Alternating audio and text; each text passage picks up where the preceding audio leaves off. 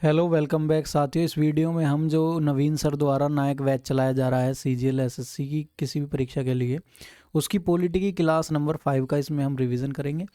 सबसे पहले Pitt's India act 1784। यह एक्ट ब्रिटिश पीएम विलियम पिट्स द्वारा तैयार किया गया था। यह फोक्स बिल में संशोधन करके तैयार किया गया था। फोक्स बिल नॉर्थ और फोक्स की मिली जुली एक सरकार थी जिसने इस बिल को बनाया था। इसी बिल में फोक्स बिल में ही संशोधन करके इस पिट्स इंडिया एक्ट को बनाया था।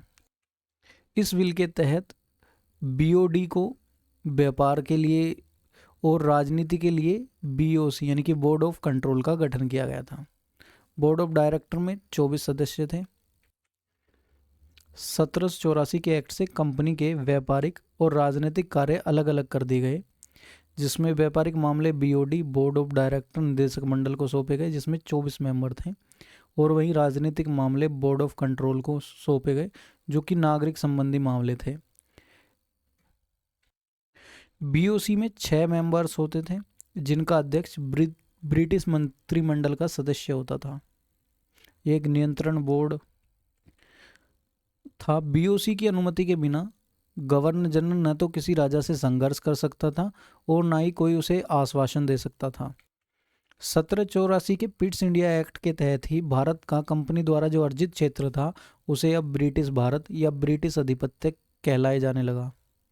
ये पहला दस्तावेज था जिसमें ब्रिटिश क्षेत्र या ब्रिटिश भारत का जिक्र आता है। गवर्नर जनरल की परिषद में जो पहले 4 सदस्य होते थे, इस एक्ट के तहत अब उन सदस्यों को घटाकर 3 कर दिया गया, और जो अन्य प्रांतीय गवर्नर की परिषद थी उसमें भी अब 3 सदस्य ही कर दिए गए। 1784 के पिट्स इंडिया एक्ट के तहत गवर्नर जनरल प्रांतीय सरकारों की विफलता पर उन्हें बर्खास्त कर सकता था, और गवर्नर जनरल के साथ जो परिषद में 3 सदस्य होते थे उनमें से एक कमांडर इन चीफ होता था। 1786 एक्ट में गवर्नर जनरल को विशेष परिस्थिति में अपने परिषद का निर्णय निरस्त कर सकता था, यह अधिकार मिल गया। और कमांडर इन चीफ जो अलग होता था, अब governor general he commander in chief हो गया था। यानी कि वीटो पावर पहली बार कहाँ मिलती है? 1786 के एक्ट में दी गई थी। 1793 के एक्ट के तहत कंपनी का लाइसेंस 20 वर्ष के लिए बढ़ा दिया गया। बीओसी यानी कि बोर्ड ऑफ कंट्रोल का जो वेतन था अब वो भारतीय राजस्व से दिया जाने लगा, और कंपनी को अपना खर्च घटाकर 5 लाख रुपए ब्रिटिश सरकार को सालाना देने का निर्णय लिया गया। उसके बाद चार्टर एक्ट 1813 आता है जिसमें ईस्ट इंडिया कंपनी का व्यापार पर एकाधिकार खत्म कर दिया गया जो पूर्वी देशों पर था। केवल चाय पर ब्रिटिश ईस्ट इंडिया कंपनी का ये अधिकार था, और चीन के साथ जो व्यापार होते थे उन पे ईस्ट इंडिया कंपनी का अधिकार था। 1813 के एक्ट के तहत ही ईसाई मिशनरियों को भारत में धर्म प्रचार की छूट दे दी गई।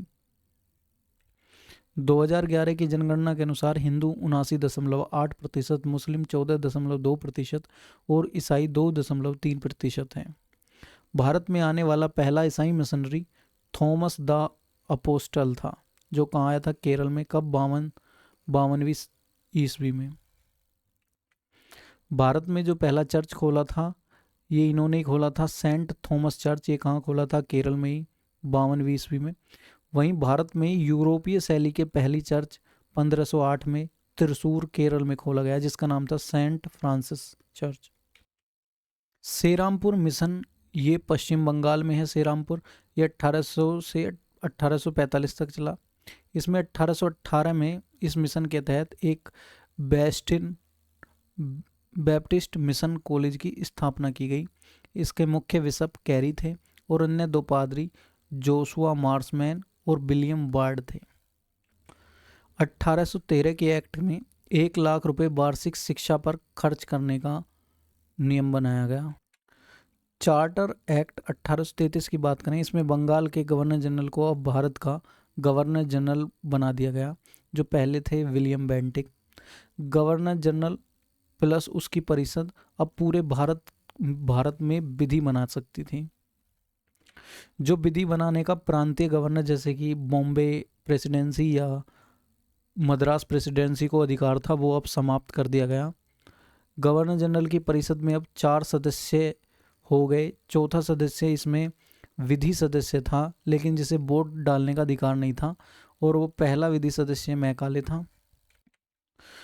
प्रथम विधि आयोग 1834 में बना, जिसका अध्यक्ष मैकाले थे। इसमें कुल 4 सदस्य थे, और इसी विधि आयोग से आईपीसी की नींव पड़ी। भारतीय दंड संहिता 1860 कहते हैं जिसे, जो लागू 1 जनवरी 1862 को हुई, जिसमें धाराएं 511 थीं। अब जो वर्तमान में नई दंड संहिता है उसका नाम है बीएनएस, भारतीय न्याय संहिता, जिसमें 368 धाराएं हैं। स्वतंत्र भारत का प्रथम विधि आयोग 1955 में बने, जिनके अध्यक्ष थे मोतीलाल चिमनलाल सीतलवाड़, यानी कि एमसी सीतलवाड़। वर्तमान में 23वें लॉ कमीशन है, जिसके अध्यक्ष हैं बीपी सिन्हा, और लॉ कमीशन 1 सितंबर 2024 से 31 अगस्त 2027 तक रहेगा वर्तमान वाला। इसका काल होता है, पीरियड होता है 3 ईयर का। कैसे याद करेंगे, क्या है ये लॉ कमीशन है, LAW लॉ। लॉ में कितने, 1 2 3, तो 3 ईयर का, ठीक है। विधि आयोग का कार्य, ये कानूनों का आकलन करती है। यह विधि एवं न्याय मंत्रालय की सलाहकारी संस्था होती है। 1833 के एक्ट के तहत जो ब्रिटिश ईस्ट इंडिया कंपनी का व्यापार पर अधिकार पूर्णतः खत्म कर दिया गया। जो चाय और चीन पर जो बचा था वो भी अब खत्म कर दिया गया, और कंपनी को केवल प्रशासनिक कार्य पर अधिकार सौंपा गया। अगर आंशिक अधिकार की बात करें तो 1813 को समाप्त कर दिया गया, और पूर्णतः 1833 को समाप्त कर दिया गया व्यापार का अधिकार। पहली बार सिविल सेवा में खुली भर्ती का प्रयास किया गया 1833 एक्ट के तहत, जिसमें जाति, लिंग, रंग, जन्म स्थान इन आदि पर कोई भेदभाव न हो। लेकिन कंपनी का विरोध करने पर इसे लागू नहीं किया जा सका। दास प्रथा का उन्मूलन 1833 के एक्ट से हुआ, लेकिन 1843 ईस्वी में हुआ। ये किसने किया था? उस समय गवर्नर जनरल एलन बरो थे, जिन्होंने दास प्रथा को अवैध घोषित कर दिया। दास प्रथा बंगाल में जो दास निर्यातों पर रोक 1789 में लगाई गई थी। चार्टर एक्ट 1853 ये अंतिम चार्टर अधिनियम था, जिसमें गवर्नर जनरल की परिषद में 6 अतिरिक्त सदस्य जोड़े गए, और अन्य 2 सदस्यों को जोड़े जाने का प्रावधान भी इसमें किया गया। सिविल सेवकों की भर्ती प्रतियोगिता के आधार पर की गई, और बीओडी के सदस्यों की संख्या घटाकर 18 कर दी।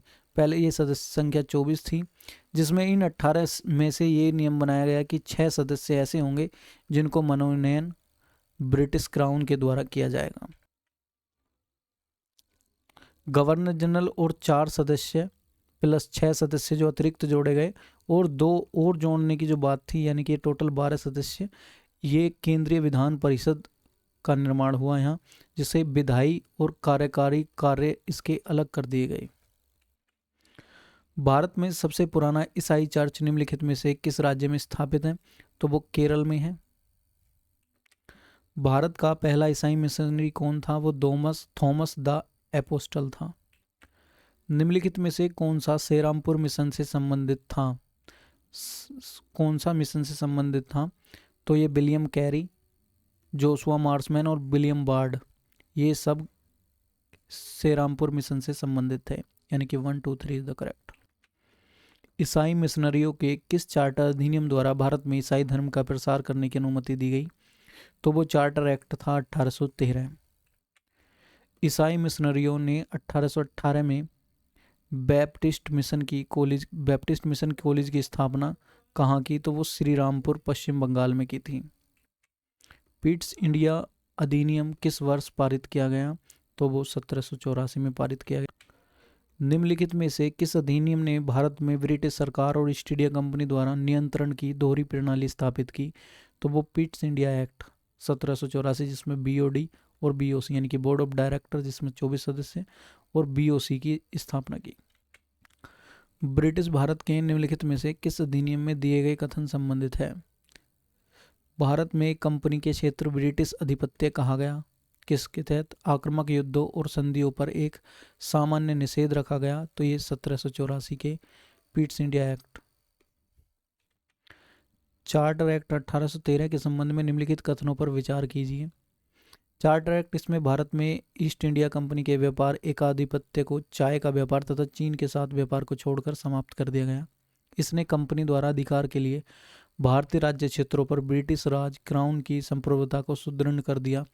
भारत का राजस्व अब ब्रिटिश संसद के नियंत्रण में आ गया था। तो इसमें ये गलत है, केवल फर्स्ट और सेकंड राइट है। 1813 के चार्टर अधिनियम निम्नलिखित में से कौन सा प्रावधान किए थे? तो चीन के साथ व्यापार और चाय के साथ व्यापार को छोड़कर भारत में व्यापार कंपनी के एकाधिकार को समाप्त कर दिया, ये राइट है। इसने कलकत्ता में सर्वोच्च न्यायालय की स्थापना के लिए प्रावधान किया, ये गलत है। शिक्षा को बढ़ावा देने के लिए सालाना 1 लाख रुपए की राशि अलग से निर्धारित की जानी थी, ये भी सही है।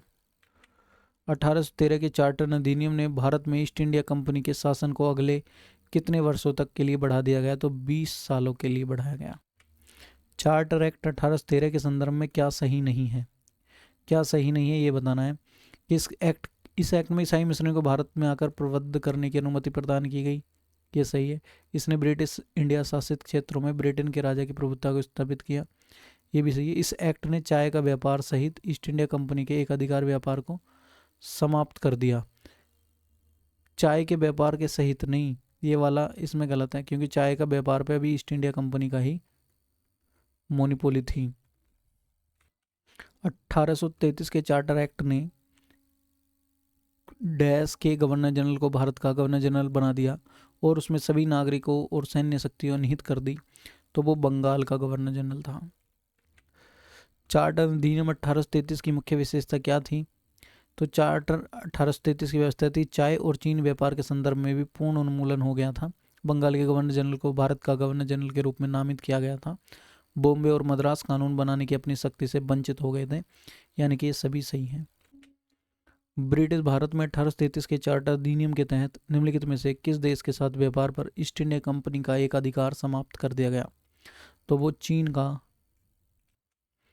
निम्नलिखित चार्टर अधिनियमों में से किसने बंगाल के गवर्नर जनरल के पदनाम को भारत के गवर्नर जनरल में बदल दिया?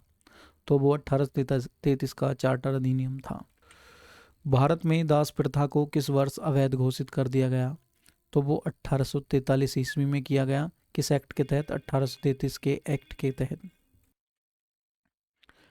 डैश ने पहली बार गवर्नर जनरल की परिषद के विधायी और कार्यकारी कार्य को अलग कर दिया, तो वह 1853 का चार्टर अधिनियम था। RWASSC पर ये क्लासें पर डे आती हैं सर की, ये मंडे टू फ्राइडे तो थ्योरेटिकल पढ़ाते हैं और सैटरडे को सर क्यूज़ कराते हैं 1 बजे से, तो आप वहाँ पर देख सकते हो। रिवीजन आप यहाँ पर कर सकते हो। अगर आपको वीडियो हेल्पफुल लगी हो तो आप इसे लाइक भी कर सकते हो, अपने साथियों के साथ शेयर कर सकते हो, और आगे भी इसी तरह की मदद लेने के लिए चैनल को सब्सक्राइब कर सकते हो। मिलते हैं अगली वीडियो में, तब तक के लिए जय हिंद साथियों।